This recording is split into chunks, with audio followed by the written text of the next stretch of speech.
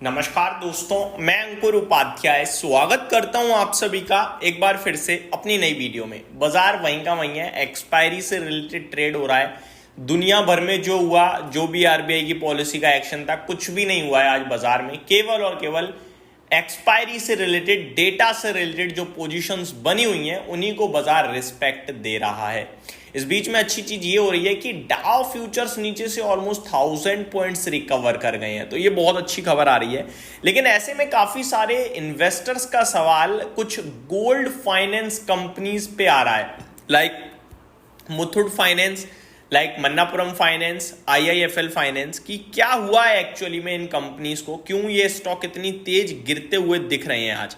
इसी के बारे में मैं आप सभी के साथ इस वीडियो में बात करने वाला हूं। अगर मुथूट फाइनेंस की बात करें तो करंटली 6% डाउन दिख रहा है, और अगर मैं नीचे से देखूं तो ये स्टॉक ऑलमोस्ट 150 पॉइंट्स यानी करीब 7% रिकवर हो चुका है। आज का लो है इसका 2011 का, अभी 2155 पे ट्रेड कर रहा है। तो रिकवरी बहुत शार्प आते हुए दिख रही है।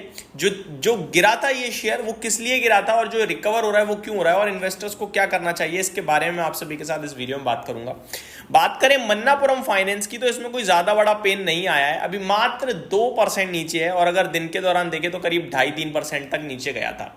बात करें अगर तीसरी गोल्ड लोन कंपनी के बारे में, आईआईएफएल फाइनेंस, तो अभी करीब 2-2.5% नीचे है। जब ये मॉर्निंग की बात करें तो अराउंड 7-8% नीचे हो गया था, तो इसमें भी काफी बड़ा पेन आया था। अब एक्चुअली में ऐसा क्या हुआ है इसको समझते हैं। दोस्तों, जब आरबीआई की पॉलिसी आ रही थी तो आरबीआई गवर्नर संजय मल्होत्रा जी ने कहा कि गोल्ड लोन को लेकर कुछ रेगुलेशंस आएंगे, प्रॉपर रेगुलेशंस, और इसके ऊपर एक पूरा डिटेल्ड जो पॉइंट्स हैं वो आपके साथ हम जल्दी ही शेयर करेंगे। तो गोल्ड फाइनेंस कंपनियां, गोल्ड लोन कंपनियां क्रैश हो गई। मन्नापुरम को छोड़कर आईआईएफएल फाइनेंस और मुथूट फाइनेंस टूट गए बहुत हैवीली। मन्नापुरम इसलिए नहीं गिरा कि उसके साथ एक कॉर्पोरेट एक्शन चल रहा है, अदरवाइज वो भी गिर जाता। अब सवाल ये उठता है कि ये रिकवर क्यों हो रहे हैं भाई, वो भी सेम डे, अगर नेगेटिव थी तो गिरे रहना था। तो देखो, माना ये जाता है जब भी किसी सेक्टर, किसी पर्टिकुलर ग्रुप के लिए कुछ रेगुलेशंस आते हैं तो वो शॉर्ट टर्म में भले ही कुछ दिक्कत नहीं, लेकिन लॉन्ग टर्म में बड़ा बेनिफिशियरी होते हैं।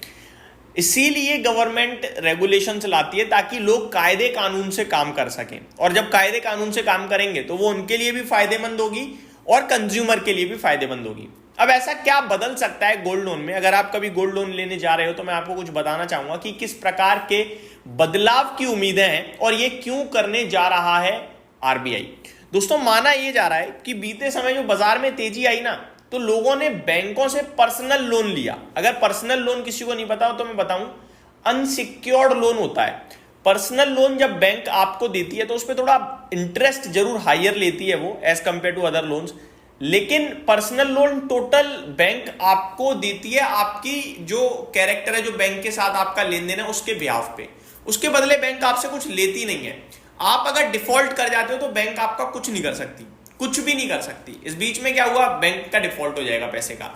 अब नो डाउट बहुत कम लोग होते हैं, लेकिन बड़े लेवल पे पर्सनल लोन जो है वो जो भी लोग लेते हैं उनका बहुत अच्छा सिविल होता है, लेकिन इन केस उन्होंने पर्सनल लोन लिया और वो देने में असफल होते हैं तो उनका बैंक कुछ नहीं कर सकती।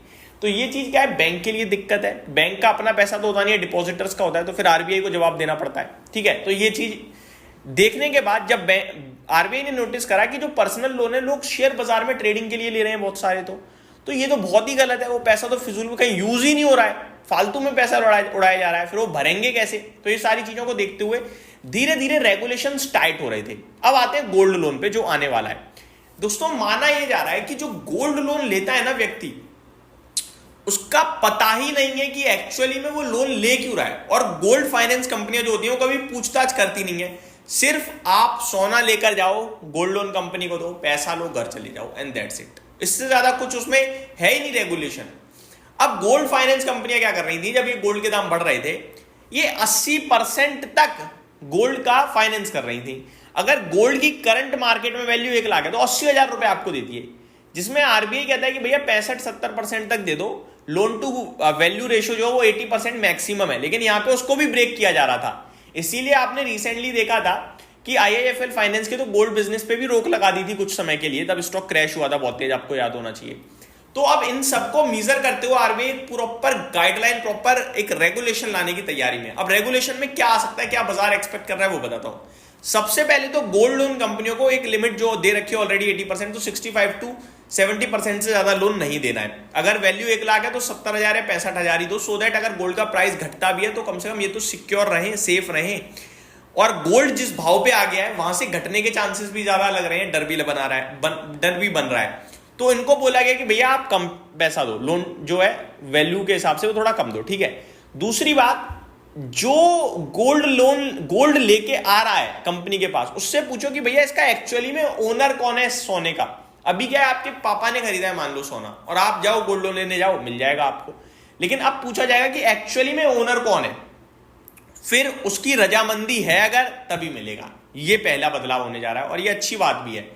दूसरा बदलाव जो होने जा रहा है, नहीं है, हो सकता है, माफ कीजिएगा, हो सकता है, दूसरी चीज जो बदल सकती है वो ये, अब आपसे एंड यूज पूछा जाएगा। अभी तक एंड यूज नहीं पूछते, अब पूछा जाएगा। एंड यूज का मतलब है आप जो गोल्ड लोन ले रहे हो वो किस रीजन से ले रहे हो, क्या करोगे उस पैसे का, कहां इस्तेमाल होगा वो पैसा।